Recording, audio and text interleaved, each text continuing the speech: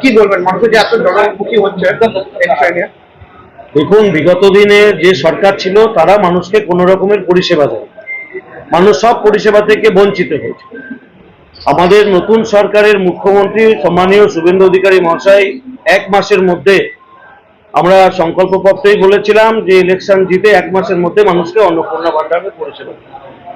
মানুষ পেয়েছে, 3 তারিখ থেকে পেতে শুরু করেছে। এখনো যারা পায়নি তাদেরকে এই যে আমাদের শিবিরগুলো হচ্ছে, এই জেলায় 68টা শিবির হচ্ছে, প্রত্যেকটা শিবিরে আমরা 54টা বিষয়ে পরিষেবা দিচ্ছি। আয়ুষ্মান ভারত থেকে শুরু করে অন্নপূর্ণা ভান্ডার রয়েছে, সূর্যঘর প্রকল্প রয়েছে, কিষাণ ক্রেডিট কার্ড রয়েছে, মৎস্যজীবীদের জন্য টেবিল রয়েছে। মানে এক কথায় 54টা পরিষেবা মানুষ পেতে চাইছে এখান থেকে বা পেতে পারে।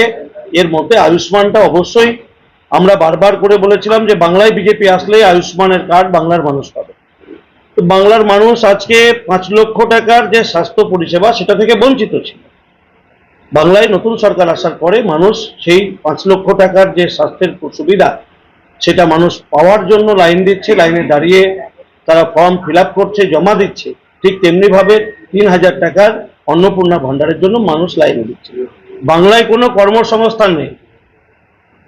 50 বছর ধরে বামপন্থীরা এবং তৃণমূল কংগ্রেস বাংলার কর্মসংস্কৃতিকে ধ্বংস করেছে, তারা গণতন্ত্রকে হত্যা করেছে। সেই কারণে বাংলায় আজকে শিক্ষিত বলুন, যাদের মেধা রয়েছে, যোগ্যতা রয়েছে, তারাও যেমন কর্মসংস্থান পাননি, ঠিক তেমনিভাবে যারা লেখাপড়া করতে পারেননি তাদেরও কোনো কর্মসংস্থানের দিশা বিগত দিনে যারা সরকার চালিয়েছে তারা দেখাতে পারেনি। তাই মানুষ আজ বেকারত্বের জ্বালায় ভুগছে। সেই জন্য আজকে অন্নপূর্ণা ভান্ডারে ভিড় হচ্ছে। আমরা বিশ্বকর্মা যোজনা চালু করছি। বিগত দিনে তৃণমূল কংগ্রেস বিশ্বকর্মা যোজনাও আটকে দিয়েছিল, মামলা করেছিল। আমাদের সরকার এসে বিশ্বকর্মা যোজনার সঙ্গে বাংলার মানুষকে আমরা যুক্ত করতে পারছি। এই বিশ্বকর্মা যোজনা চালু হলে বাংলার অসংখ্য বেকার ভাই বোনদের কর্মসংস্থান হবে। এরপরে ছোট শিল্প, মাঝারি শিল্প আসবে। সুতরাং আমাদের লক্ষ্য হচ্ছে মানুষকে কর্মসংস্থানের সুযোগ পাইয়ে দেওয়া, শুধু ভাতা দেওয়া নয়। এটা প্রয়োজন ছিল মায়েদের সম্মান জানাতে, প্রতিদিন 100, মাসে 3000। তার জন্যই আজকে অন্নপূর্ণা ভান্ডার চালু করা হয়েছে, মায়েদের সম্মান জানাতে।